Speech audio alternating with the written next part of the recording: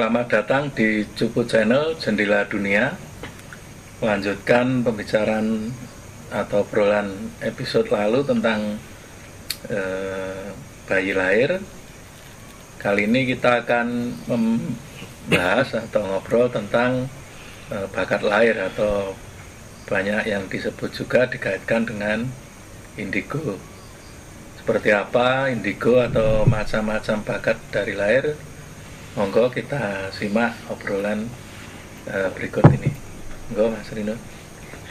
Iya, setahu saya indigo kalau dalam literasi aslinya itu adalah warna aura. Jadi warna aura yang berwarna indigo atau keunguan ya. Keunguan itu yang disebut indigo tanpa disertai keterangan yang pasti tentang kemampuan dari aura indigo itu sendiri.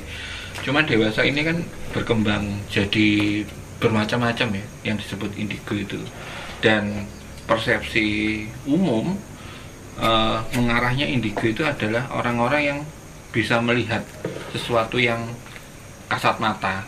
Padahal sebenarnya sih kalau menurut saya sendiri itu sudah persepsi tambahan dari perspektif aura warna indigo itu sendiri. Sebab sepengetahuan saya itu aura itu kan warnanya nggak pasti sesuai dengan emosional si orangnya sendiri, artinya dia bisa berubah-ubah. Itu sih yang saya tahu. Dan istilah indigo sendiri kalau di dalam kasana budaya Jawa itu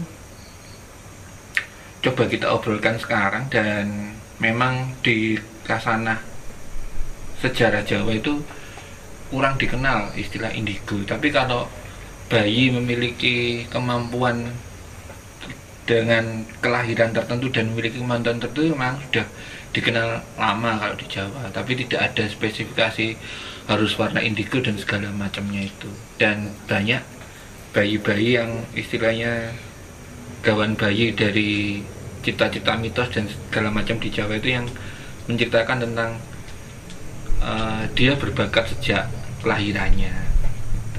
Salah satunya yang mungkin agak terkenal ya Raden Ronggo ya Mas. Okay. Mungkin bisa diteruskan tentang cerita Raden Ronggo yang diketahui Mas Agun.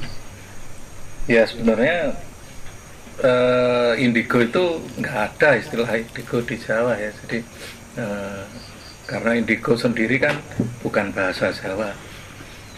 Cuma kalau dikaitkan dengan ciri-ciri atau apa yang viral di media sosial itu, bahwa indigo itu ketika seseorang memiliki kemampuan lebih, atau kalau di Jawa kan punya kemampuan linuwe atau doyo linuwe yang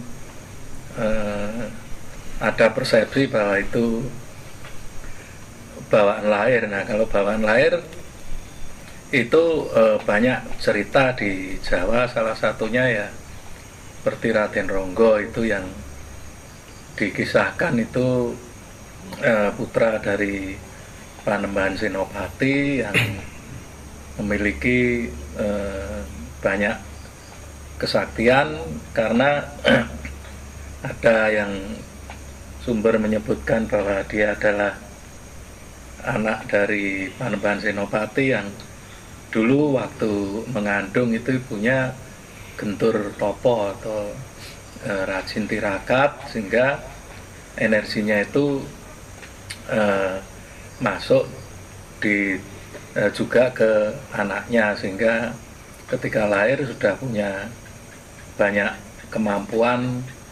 Seperti cerita-ceritanya itu banyak kalau di ketoprak. Jadi intinya ya seperti misalnya dia main-main dengan batu gilang yang itu konon tempat duduk eyangnya, sehingga batu itu dengan jari bisa berlubang. Watu gateng. Ya. Itu kayak bola-bola itu loh, batu bola-bola batu itu kan, batu gateng itu saya buat gateng. Nah, istilahnya buat nekeran atau buat apa enggak itu. Terus macam-macam, termasuk ketika dia nampar atau orang sehingga meninggal, itu sebetulnya kan kalau menurut saya itu karena dia memiliki kemampuan itu tidak dari belajar, itu berupa gift, sehingga tidak bisa menyadari kemampuannya, dan mungkin kejiwaannya juga terbawa oleh energinya, karena kalau di Jawa juga dikenal bahwa alam semesta dan pribadi itu ada saling kuasa menguasai atau wisesa winisesa wus. Nah itu kalau zamannya masih zaman keraton, tapi kalau udah modern itu bakat lahir itu banyak dulu disebut kayak prewangan. Sebetulnya prewangan itu bukan prewangan itu secara umum kan orang yang punya kemampuan tapi bukan dari ini ya. Jadi kayak ada dua, yang satu yang prewangan itu dia itu medium yang bisa menghadirkan atau yang bisa kalenggahan. Ada prewangan itu yang dia itu sebetulnya bakat lahir itu punya kemampuan sehingga juga disebut prewangan, seperti itu. Mungkin Mas Tono bisa ini. Jadi kalau indigo itu seperti yang Mas Rino bilang itu kan memang warna aura gitu kan. Cuma kan memang untuk itu memang istilahnya sekitar tahun 70-an kan. Cuma kan belakangan ini itu lebih ke gift atau anugerah gitu kan. Jadi kayak ya bisa melihat makhluk halus lah, atau dan lebih cenderung ke itu sekarang. Kalau indigo itu mesti bisa lihat makhluk halus. Dan istilahnya universitas kan aku ya. Astral projection gitu loh. Kayak Rogo Sukmo, terus ada lagi yang mungkin yang model-model kayak Kerawan atau yang menghadirkan mediumisasi, itu juga macam-macam lah. Ngeramal gitu kan. Cuma kan itu lebih ke kemampuan supranatural ya. Walaupun sebenarnya kalau di Jawa itu kan dulu kan pernah ada temen itu tanya kan, istilah indigo di Jawa itu apa ya? Terus saya bingung ya, apa ya? Saya bilang ya udah kanugrahan gitu aja lah, istilahnya itu gift lah. Nah, jadi memang ada yang bersifat supranatural dan juga ada yang spiritual, misalnya untuk pemahaman tentang jati diri. Dia itu akan mudah memahami pada usia muda, mengenal jati dirinya. Itu ada yang misalnya sejak kecil dia istilahnya seneng topo gitu, juga ada yang kayak gitu. Itu juga kalau menurut referensi, kalau sekarang ya bisa dikategorikan sebagai indigo gitu kan.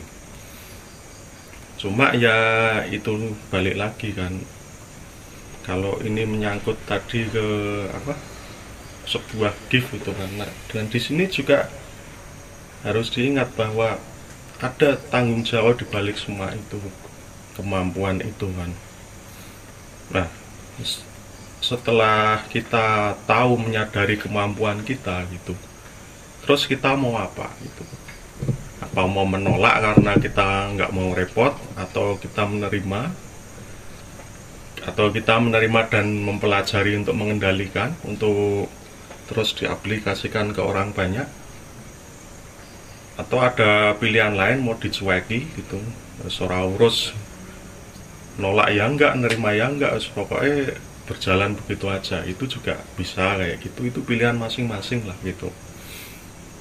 Cuma ya memang karena itu pilihan ya, termasuk juga jadi YouTuber itu juga ada gitu kan.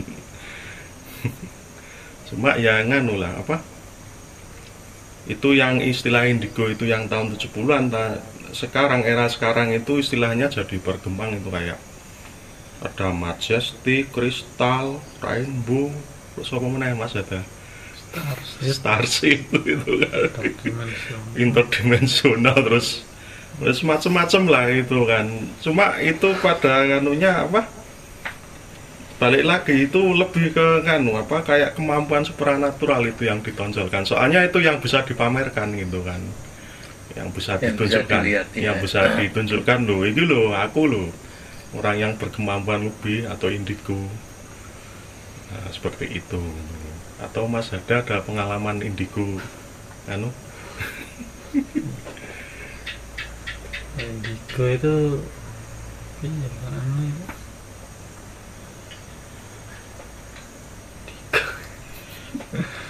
Sebenarnya kayak ketitisan itu masuk kategori indigo enggak sih? Ketitisan itu Iya, kan jadinya nek ketitisan dari bayi emang. Merasa titisan. Iya sing jelas ketitisan. Ketitisan artinya nek merasa ketitisan kan itu efek ketika dia dewasa atau ketika dia sudah bisa berpikir. Tapi nek dia ketitisan dari bayi kan cerita dari sekitarnya, dari orang tuanya, dari tetangga-tetangganya. Ketika si bayi ini masih istilahnya belum bisa berpikir apa, kadang-kadang kan sudah membawa ciri khusus. Nah itu sendiri termasuk jenis indigo atau ya bisa dikatakan indigo lah kalau dia punya. Ya, kalau istilah sekarang indigo karena indigo karena indigo nggak ada di Jawa istilah itu. Indigo aja bukan bahasa Jawa. Pokoknya dia kemampuan lebih gitu. Iya. Punya kemampuan lebih. Iya. Mas ada sih tuh ngomong ra. Sek nganone kata-katane. Karena pripun, Mbak? Oh, ben ora ngantuk Mbak Julius. Saya masalah indigo ini ya sangat terbatas sekali kalau saya. Karena harus mengakui bukan indigo dan pergaulan juga saya belum teman-teman saya juga kebanyakan juga nggak indigo. Tapi ada juga yang jadi teman adik saya itu ada yang indigo, seorang artis, atlet itu sampai ada namanya pendamping. Kalau dinamakan namanya nggak ada, dinamai Mr. X. Itu Mr. X ini sangat perhatian dengan itu si atletnya ini. Waktu sekolah itu untuk bekalnya air minum itu, beli botolnya itu pada ulang tahun dibelikan Mr. X itu. Sampai dia ada lomba di Bali atau mana itu, terjadi kecelakaan di sana, Mr. X ini ngabari rumah itu, telepon, yang ngabari ya Mr. X ini. Berarti suaranya ya krungu itu keluarganya. Ya pada saat itu bisa seperti itu, bisa nukak ke itu Tupperware. Ngerti tasnya itu apa sih? Ya ada wedang. Itu ada. Itu kuwi. Iya dibelikan. Oh dibelikan. Dibelikan sama Mr. X itu. Duitnya kok ngendi? Nah ya itu tanya Mr. X. Mr. X itu berarti Mr. X itu sing bagi duit nih. Wah kaget. Enggak, berarti Mr. X itu pendampingnya. Iya.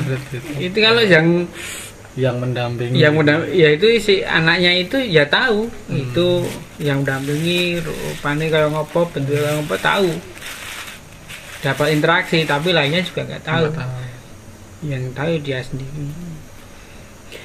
Ya kalau sampai seperti itu, kalau di orang-orang spiritual ya namanya jadi seperti punya kodam sendiri, kodam pendamping gitu. Tapi dari lahir kan?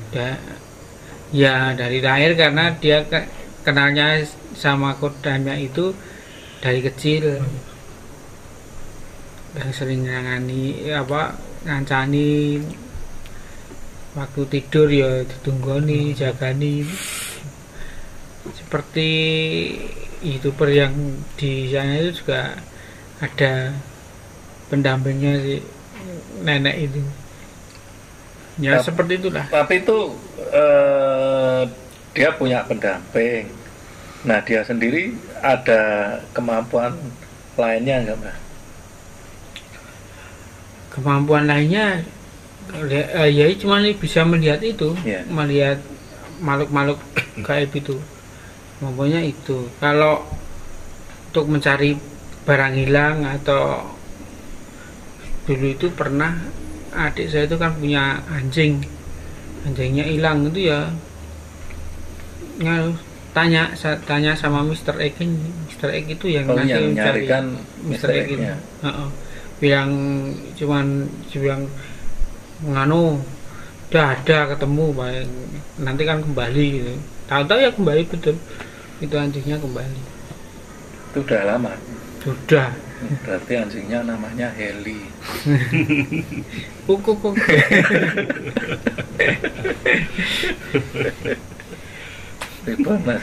Ada juga itu tetangga saya itu, kalau anaknya sekarang juga masih kecil ya, karena umur ibunya itu sama saya sudah menikah, dia belum. Jadi kalau sekarang mungkin anaknya sekitar SD lah, itu dari lahir memang ada pendampingnya juga, indigo, bisa lihat makhluk-makhluk astral gitu.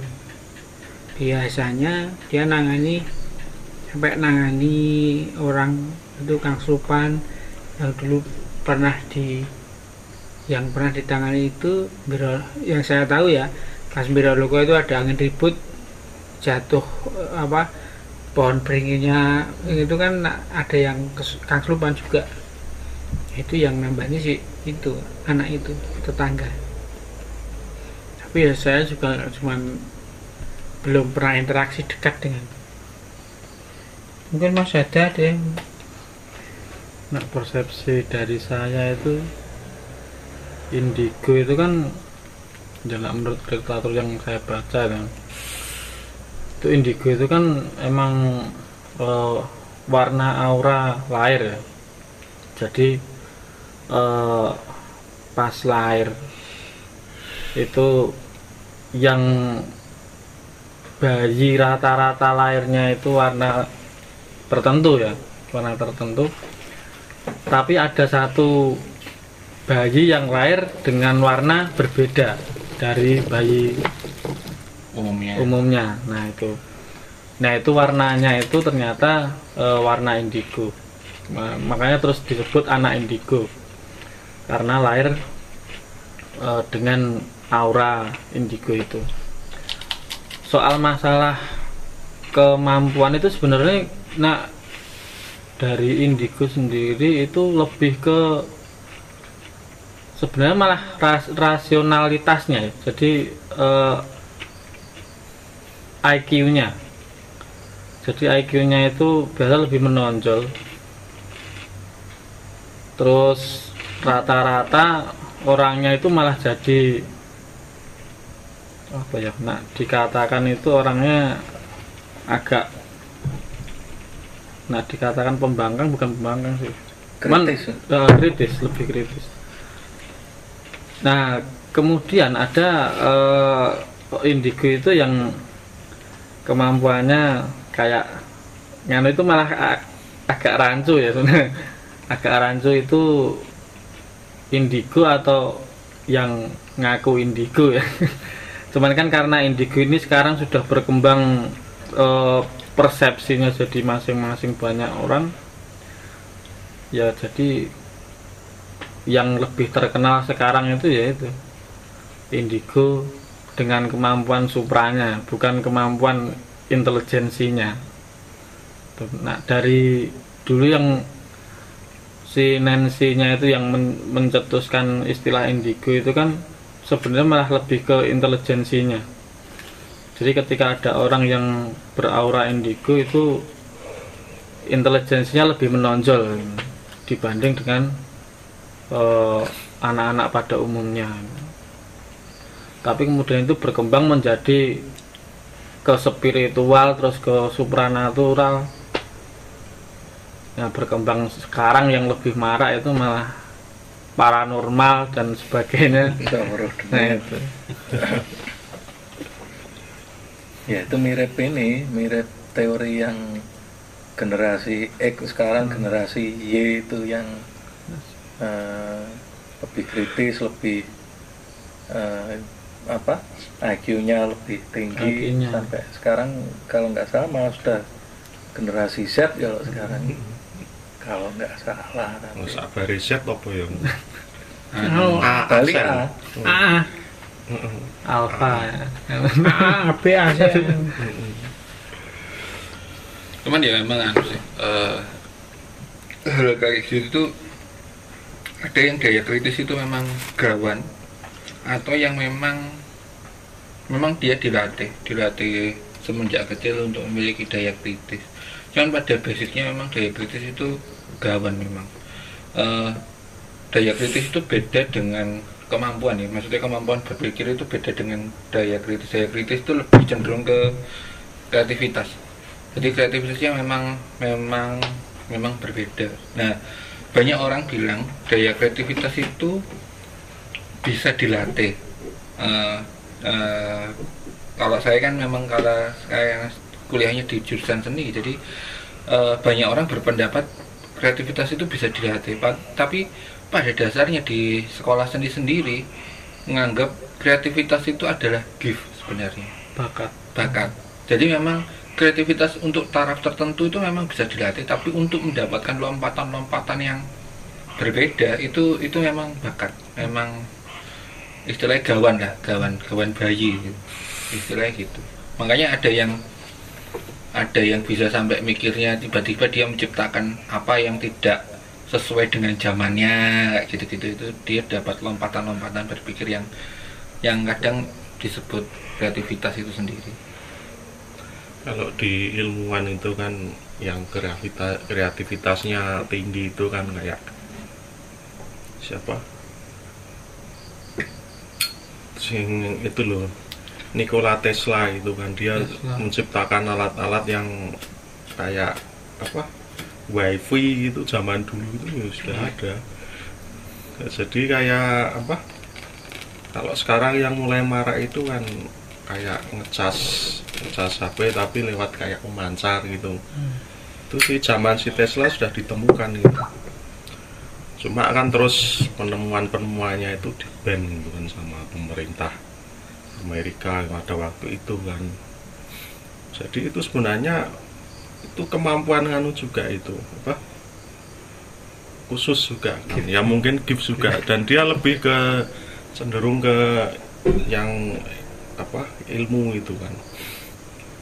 Jadi nggak melulu sekedar melihat hal-hal penampakan itu enggak. Dan yang seperti itu menurut saya, kalau menurut saya pribadi lebih nyata gunanya gitu kan.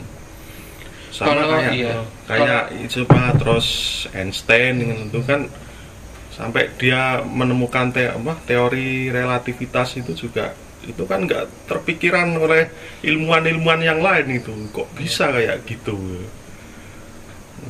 Nah seperti itu. Kalau di Jawa itu kan karena memang basicnya itu bukan ke arah peralatan ya, maksudnya memang itu rata-rata kalau orang Jawa itu kan basicnya ke arah sesuatu yang rumit itu kaitannya dengan spiritual. Maka biasanya ya arahnya orang-orang yang dapat gift itu ke arah spiritual. Dalam arti dia bisa menjelaskan tentang sebenarnya kayak apa sih spiritual itu, terus kemudian cara sederhananya kayak apa, cara mudahnya kayak apa. Bahkan sampai yang saya pernah tahu itu Sosrokartono itu pernah menuliskan rumus spiritual. Jadi rumusnya ya kayak rumus fisika gitu. Jadi dia memang memiliki passion ke sana dan diarahkan untuk untuk menjabarkan hal itu. Jadi ya kalau di Jawa sih rata-rata umumnya ke situ. Kalau zamannya Leonardo da Vinci kan dia arahnya ke lukisan, ada yang jadinya ke mesin. Kalau di Jawa ini malah arahnya ke arah itu, ke arah spiritual. Kadang kalau dia suka bela diri, kadang-kadang dia bikin jurus-jurus situ kayak gitu-gitu. Atau dia bikin ilmu-ilmu kanuragan yang istilahnya baru di zamannya ya arahnya ke situ. Kalau di kosmologi Jawa rata-rata memang jarang ke kebendaan, walaupun sebenarnya kalau kita menilik era yang lebih lama, orang bisa bangun candi kan juga harusnya sudah memiliki lompatan pengetahuan untuk bangunan, sistem hitung dan segala macam.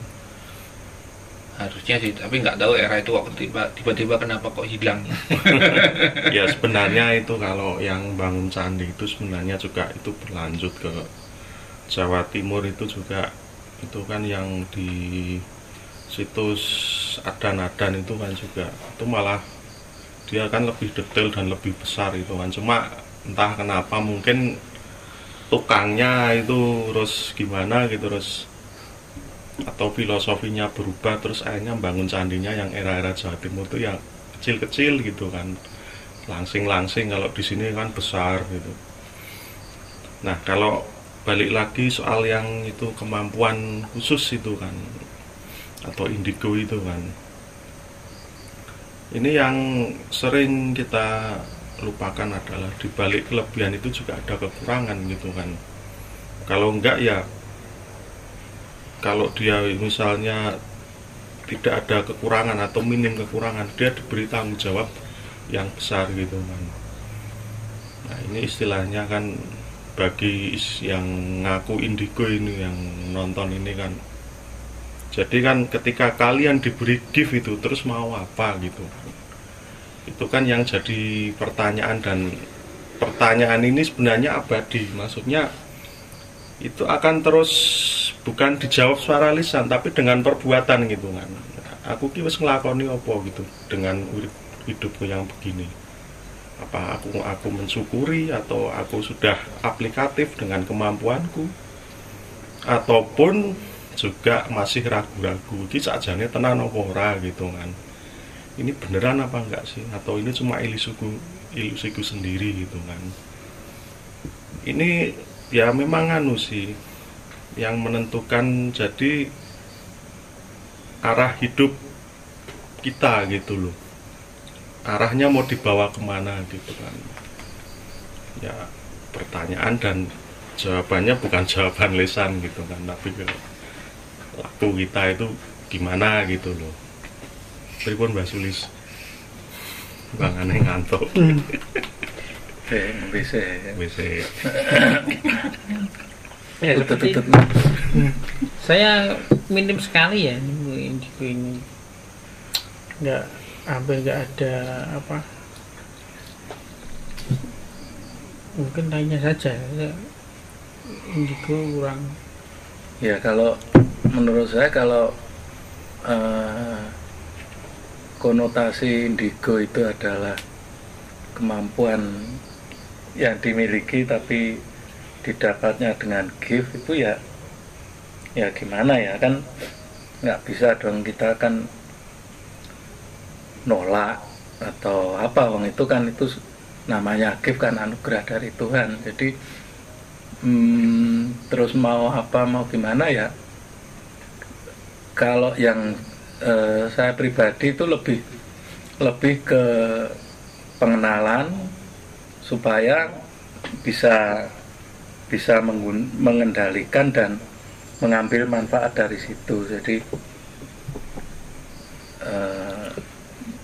bukannya saya ngaku indigo, tapi bahwa gift itu saya yakin semua orang pasti dapat ya. Tapi kalau yang saya cerita misalnya kan kemampuan seperti melihat ke depan itu atau ngomong kejadian itu memang benar-benar gift, dan itu nggak bisa ditolak. Dan ketika kita nyadari itu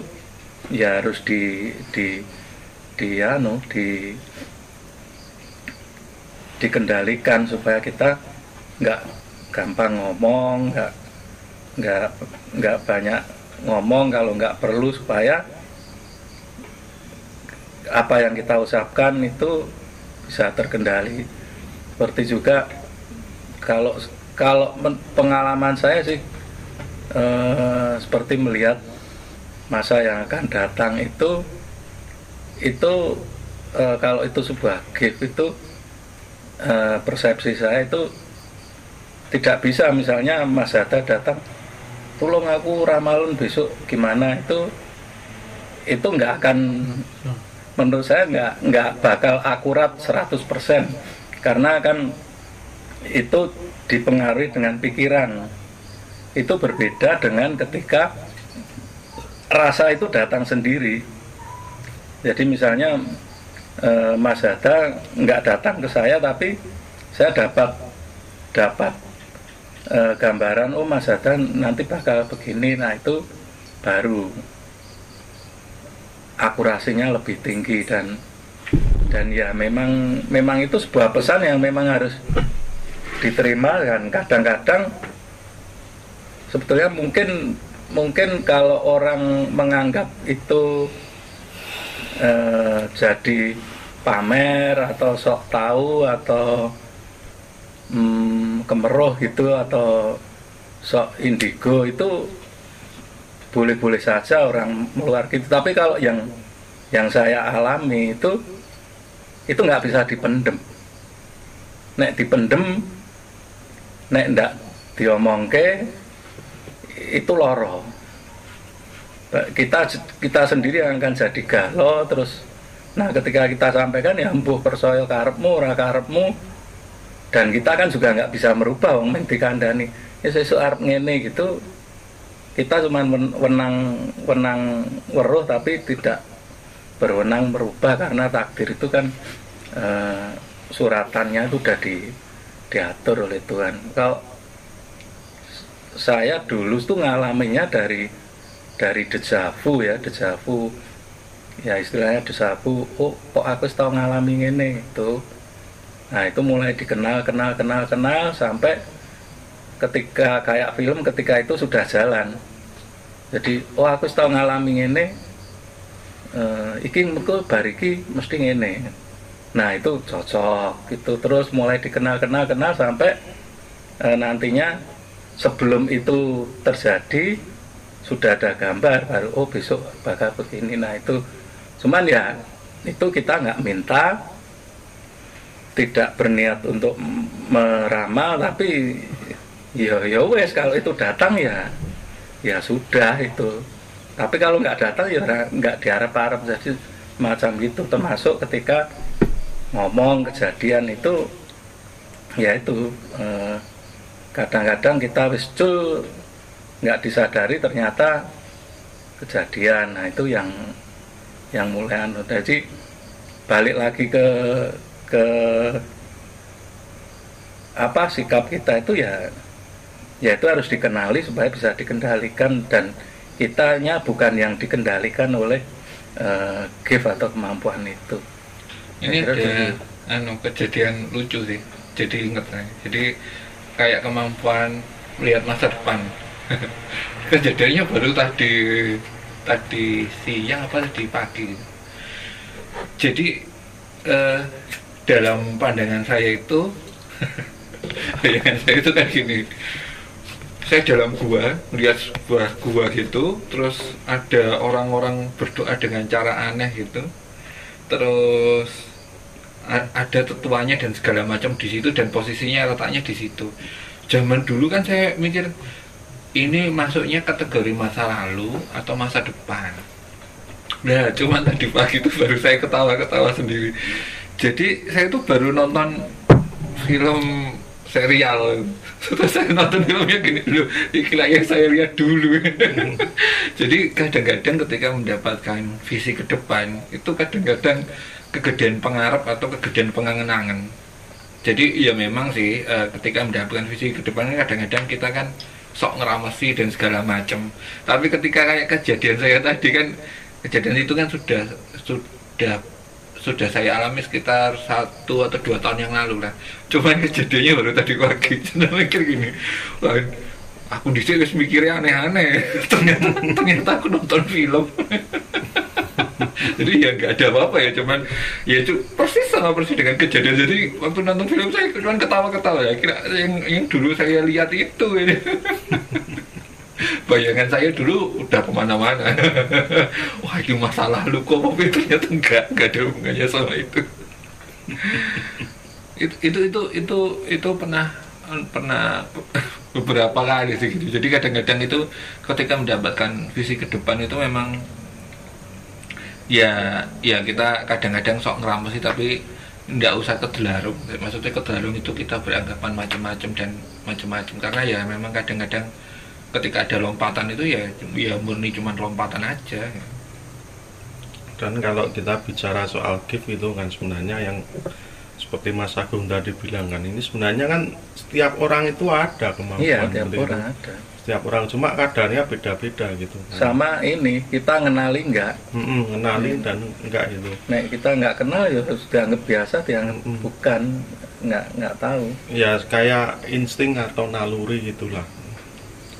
Mungkin kayak merasakan aura orang lain, wah ini kok nggak baik, ini bisa diajak kerjasama dan lain sebagainya.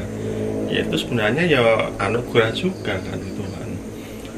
Cuma kan memang ada yang istilahnya mungkin bisa dipamerkan, terus ada yang ya sebenarnya bisa dipamerkan tapi malu-malu gitu kan. Dan kadarnya beda, dan sekitar kalau kadarnya ini mungkin sedikit, nanti dia akan diimbangi oleh kemampuan-kemampuan lain gitu kan. Kalau dijumlahi tetap banyak kemampuannya gitu kan. Ada yang kemampuannya menonjol tapi di sini kurang gitu, itu juga ada gitu kan. Ya macam-macam lah karakter manusia gitu kan. Jadi memang kompleks itu dimensi manusia gitu. Tinggal kita mau menyadari atau enggak gitu kan. Ya, mau mengenali atau enggak. Dan juga gini, yang pernah saya share gitu kan di kan mungkin ada sebuah meme gitu kan, yang ada seseorang lelaki gitu kan, di belakangnya itu ada pohon apel gitu dengan buahnya yang lebat sampai satu-satu gitu kan, tapi dia pengennya buah pir. Akhirnya si lelaki itu menebang pohon apelnya itu, dibikinlah patung dewa, dan lelaki itu memohon pada dewa buatannya itu sebuah buah pir gitu. Itu kan sebuah sindiran bagi orang yang tidak menyadari kemampuan dirinya sendiri, tapi dia mengharapkan kemampuan yang lain gitu. Padahal jelas-jelas ya ada apel yang berbuah lebat gitu, kok dia nggak mau memakannya, malah pengen yang lain gitu kan. Nah seperti itulah sebenarnya kita kan kayak belajar untuk mengenali diri sendiri, kemampuan diri dan lain sebagainya. Ya betul itu. Kalau memang harus dikenali. Jadi selain dikenali juga lebih baik juga lebih didalami sehingga bisa mengendalikan dan memanfaatkan. Jadi kalau ya macam gitu, kalau misalnya kemampuan itu di omongan yang nanti bisa terjadi, ya itu kita kendalikan supaya tidak banyak bicara kalau tidak perlu. Kalau masalah gift untuk visi masa depan itu yang agak susah, karena ya itu ya nek itu kiriman ya ora iso bro gitu. Cuman saya kan belum bisa memahami rasane kalau misalnya gift-nya itu weruh dunia lain. Nah itu harus piye le nolak ndak ning weruh. Untungnya aku ora. Durung. Ya, nggak bisa ditolak. Nek ming kadang kala ya weruh, tapi cuman kan nggak ke situ, cuman ya itu mungkin dari gift itu macam-macam, dan saya kira kalau kita lebih peka, lebih mendalami itu juga setiap orang pasti ada intuisi atau kemampuan seperti itu. Kadang saya mikirnya itu gini mas, kadang itu kan ini sebuah energi netral, terus kemudian sesuai dengan karakter orangnya, energi netral ini mau dibawa kemana sama orangnya. Kadang ketika energinya terlalu besar, si orang ini ketika dalam usia muda mendapatkan itu kan dia kepinginannya masih banyak, akhirnya tersalurkan ke keinginannya yang akhirnya nggak jelas itu. Nah si orang yang memiliki energi besar ini kadang-kadang dia kaget, terus akhirnya dia ketakutan dan segala macam itu. Maksudnya kasusnya kan kadang-kadang seperti itu, sebab kadang-kadang pola energinya itu terbentuknya umumnya, walaupun ada yang khusus ya, cuman umumnya itu sesuai dengan karakter dan kesenangan orangnya, maka energinya bakal tersalurkan untuk lewat ke sana. Lompatan-lompatan energinya biasanya lewat ke sana. Jadi kalau dia memang nggak suka atau memang dia tidak punya keinginan sama sekali ke sana, biasanya nggak ke sana. Jadi contoh kalau dia keinginannya untuk menjadi seorang lelaki yang kuat, maka dia tidak mendapatkan lompatan-lompatan untuk membuat resep kue, sebab dia sama sekali nggak kepikiran. Tapi kalau dia dari kecil itu memang suka di kue, dia kadang-kadang bisa membuat resep-resep lompatan-lompatan itu yang, oh ini kalau dikasih ini jadinya ini, atau jadi resep-resep jamu dan segala macam. Maka kadang penalaran saya itu sebenarnya energinya itu netral, dan dia tersalurnya lewat passion dan hobi orang itu, terjadi lompatan-lompatan itu. Nah sebab ya itu karena saya seringnya lihat itu tidak mungkin orang itu dalam umumnya ya, maksudnya memang ada kasus-kasus tertentu, tapi sebagian besar umumnya itu memang lewatnya lompatan-lompatan hobinya dia. Ya seperti saya kisahkan tadi, kalau dia lahir dalam lingkungan militer, orang tuanya militer, biasanya dia sukanya ke kekuatan dan segala macam itu. Jarang dia sampai ke lompatan bikin batik atau dia nganyam, itu jarang memang. Maksudnya jarang kejadian, walaupun pada kasus-kasus tertentu ada, tapi itu jarang. Saya sih mikirnya sementara ini sih gitu. Ya kalau teori itu saya nggak tahu ya, tapi kalau yang saya cerita sendiri itu seperti perjalanan tadi, melihat itu kan awalnya kan saya setiap kejadian atau bukan kejadian aja kan, satu tempat saya datang, kok kayaknya saya pernah kesini, siapa gitu kan. Nah itu terus lama-lama kan kejadian saya pas ngabari waktu itu ada saudara yang kecelakaan, saya pas, nah itu datangnya itu ya krosone itu nggak bisa waktu kita tentukan, tahu-tahu begitu saya nyetandarat ke motor, kayaknya setahun ngalami iki bariki nek polisi teko sing ngabari engko isi-isian aku. Nah itu kejadian gitu. Nah lama-lama mulai saya kenali piye to atune. Nah seperti itu. Nah kalau dihubungkan dengan hobi atau apa kan saya juga nggak punya seperti itu. Cuman itu karena tidak membahayakan jadi nggak terlihat ya. Tapi kalau seperti yang Raden Ronggo tadi kan power yang gede yang tidak disadari, itu yang jadi masalah ketika dia tidak menyadari kekuatannya, sehingga mungkin bagi dia batu itu empuk karena ya memang empuk bagi dia. Dia nggak bisa merasakan bahwa orang lain tuh nganggap batu itu atos. itu yang makanya harus dikenali itu kan gitu, supaya ngatur apa tenaganya kan. Sama juga dengan kalau ngomong kejadian ya diatur. Kadang-kadang ya krungu itu kan ya juga nggak minta, tahu-tahu ya kok krungu lah omongannya persis kan seperti itu. Itu yang susah. Nah, idealnya ya kalau punya kemampuan itu berguru, belajar ke orang atau belajar ini yang bisa membimbing dia mengenali kemampuannya supaya bisa mengendalikan.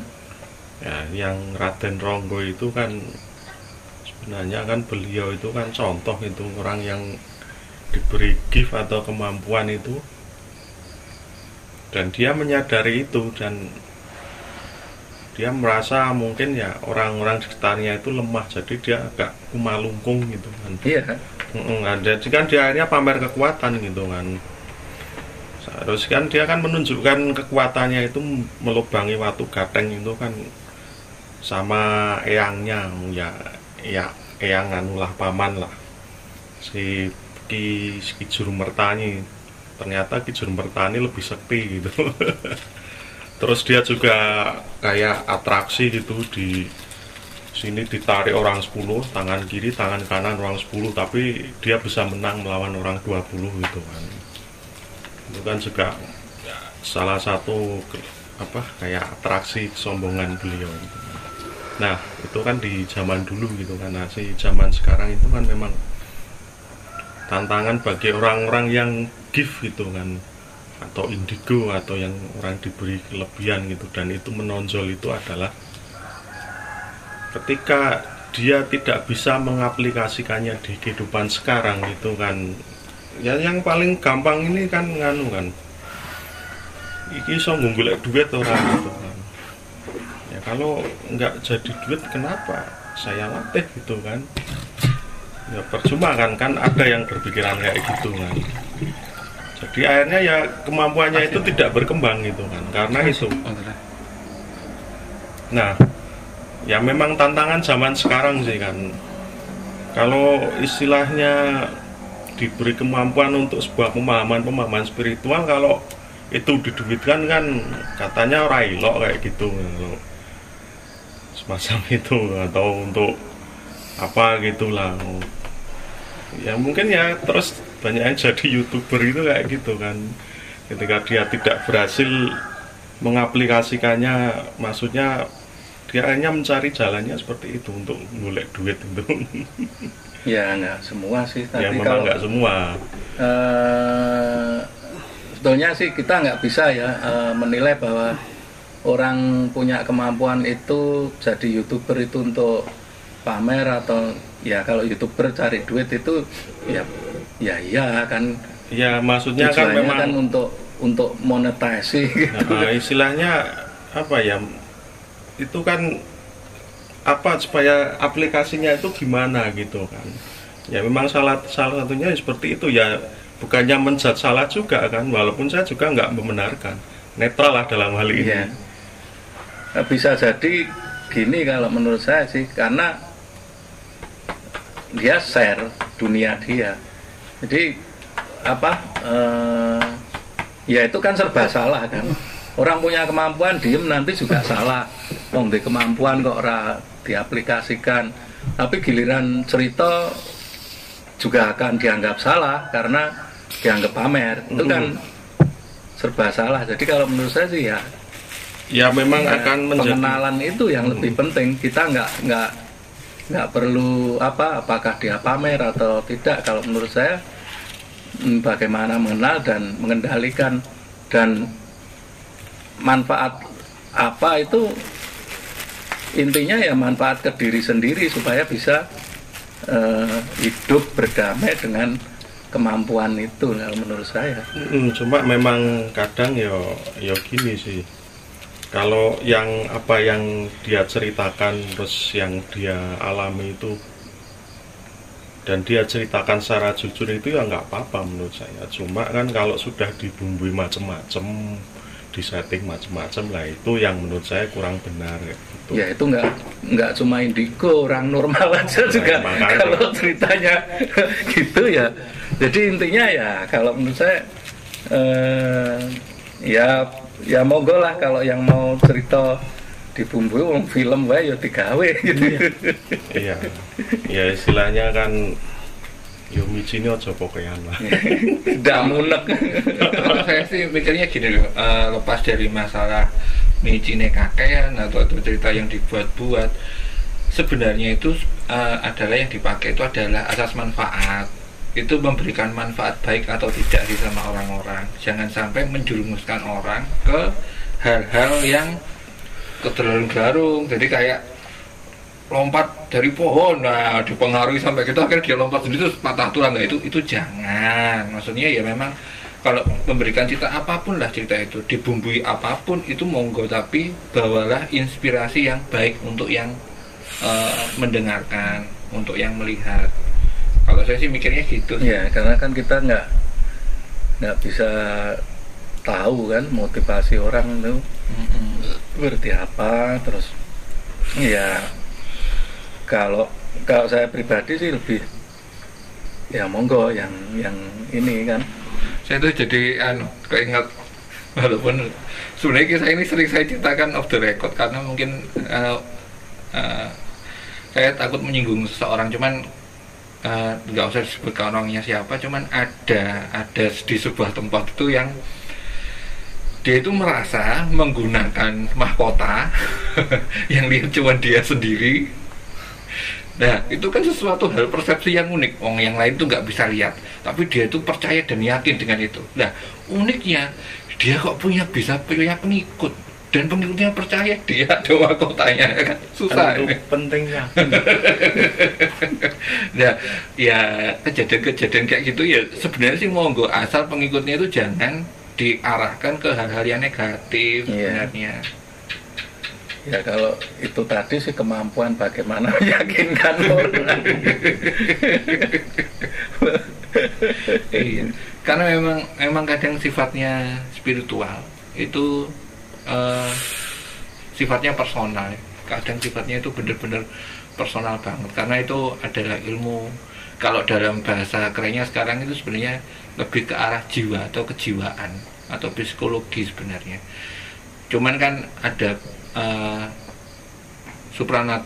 isinya kemampuan di luar nalar.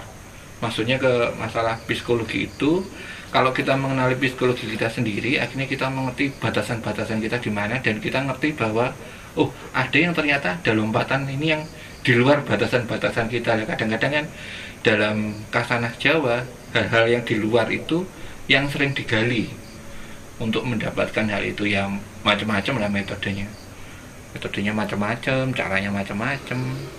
Ya di luar si pelaku sendiri, si personel yang punya katakanlah kemampuan itu juga ke orang lain, penontonnya itu juga harus bijak.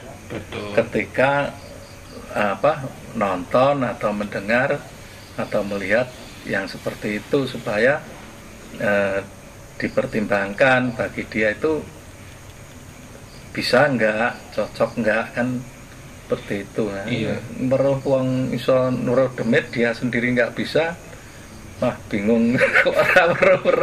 Ini hal yang bagus sih sebenarnya masuk ke psikologi tontonan.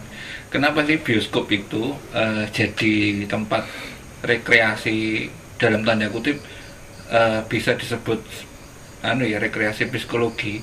Karena memang konsep bioskop sendiri itu adalah konsepsi panca mahabuta. Jadi kalau dikaitkan dengan psikologi itu gini, matanya nonton, ya toh, telinganya mendengar, hidungnya kalau kita bawa makanan aromanya enak, makanya kalau nonton itu paling enak sambil nyemil. Jadi semuanya itu bekerja, alat indrawi itu bekerja jadi satu. Maka kadang apa yang dimasukkan film ketika dalam bioskop itu masuk ke dalam mindset bawah sadar. Nah itu sendiri makanya kan jadi ya kita harus waspada dengan apa yang kita tonton. Maksudnya bisa milah lah, bisa milah dan bisa milih. Ya. Sayangnya rasa udut ya bioskop kayak gitu. Loh, tergantung bioskop ya. Bioskop tertentu jadi saudut. Bioskop kelas 3. Oh, jarang misalnya. Sing kursi kayu kayak dhisik jaman dhisik. Iya, saiki kan. Mbiyen pengen linggih dhewe udut bal-bal ngewo tengen ngalih arep nguyoe garing ngadeg kan. Ya karena kan sebenarnya itu memang ketika panca indera kita bekerja semua dan logika kita dipaksa untuk satu sentral, itu memang banyak hal-hal yang bisa dimasukkan ke dalam mindset. Makanya ketika kita bikin sebuah film yang bagus, itu kadang-kadang itu masuk filmnya ke bawah sadar kita dan seolah-olah kita seperti itu. Makanya bijak-bijak dengan tontonan sebenarnya. Makanya kan dalam meme Amerika disebut TV itu adalah hal sampah yang memasukkan hal sampah dalam otak. Ya, baik, kita akhiri obrolan kita tentang bakat lahir. Kita akan lanjutkan di episode-episode berikutnya dengan topik-topik yang menarik. Sampai jumpa.